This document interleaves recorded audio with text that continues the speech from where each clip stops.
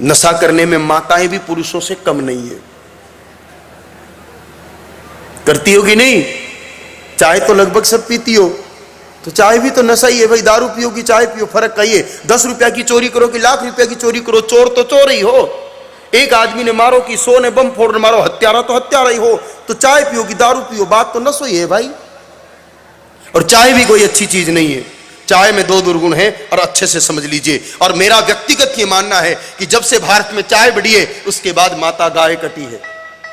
क्योंकि अच्छी चीज के साथ अच्छी लगती है और बुरी चीज का कॉम्बिनेशन बुरी चीज के साथ अच्छा होता है। पहले लोग चाय नहीं थी तब दूध पीते थे और दूध भैंस का अच्छा नहीं लगता था, गाय माता का दूध ही स्वादिष्ट लगता था, इसलिए गौ के दूध का उपयोग अधिक था। और चाय जब से शुरू हुई, चाय गाय माता के दूध में अच्छी नहीं बनती क्योंकि वो गंदी चीज है, तो भैंस के तामसी दूध में अच्छी बनेगी। इसलिए चाय की मांग बढ़ने के कारण भैंस के दूध की मांग बढ़ी और भैंस के दूध की मांग बढ़ने के कारण गौ माता के दूध की मांग घटी और गौ माता के दूध की मांग घटने के कारण गौ माताओं की हत्या भी बढ़ी।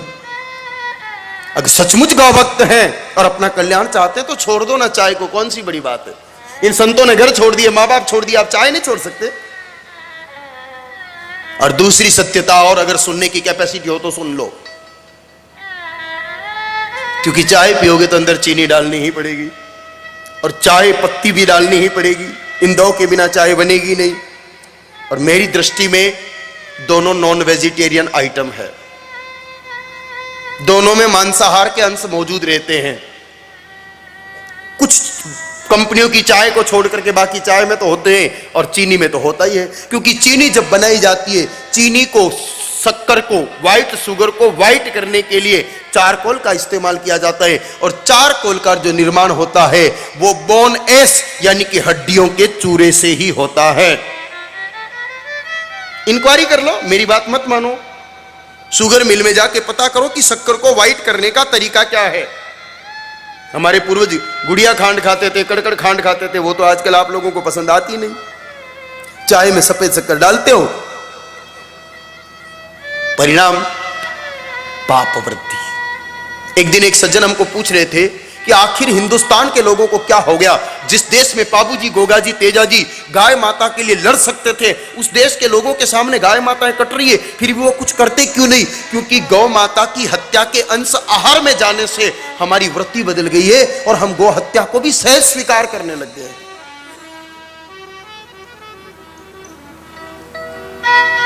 चाहे नैतिक दृष्टि से भी ठीक नहीं है, आर्थिक दृष्टि से भी ठीक नहीं है और स्वास्थ्य की दृष्टि से भी ठीक नहीं है। एक उदाहरण है, ये जो हमारे धेनु टीवी के जो डायरेक्टर हैं अजीत जी शर्मा, इनके पड़ोस के गांव की एक घटना है। बिल्कुल नजदीक गांव है इनके, टॉडगढ़।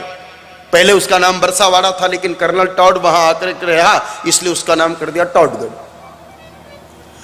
कर्नल टॉड जब पहली बार एक कार लेके आया तो उस गांव में एक रावत सरदार हुआ करता था, नौजवान युवक। वो पीछे खड़ा था, उसने मजाक में जैसे ही उस कार का गियर लगाया, कर्नल टॉड ने, उसने पीछे से कार को पकड़ लिया। व्हील घूमने लगे, कार हिली नहीं। वो उतर के देखा तो वो रावत भाई बड़ा जोर से हंसा। उसकी शक्ति को देख करके कर्नल टॉड ने विचार किया रे कि इससे मित्रता करनी ठीक रहेगी, ऐसे लोग तो दोस्त चाहिए। दोस्ती कर ली, अपने घर ले जाने लगा।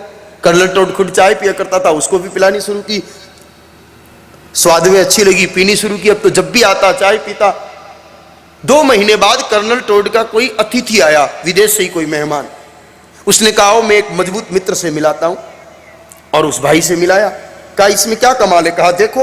और फिर उस भाई को कहा कि देख तू कार को उस दिन पकड़ा वैसे पकड़।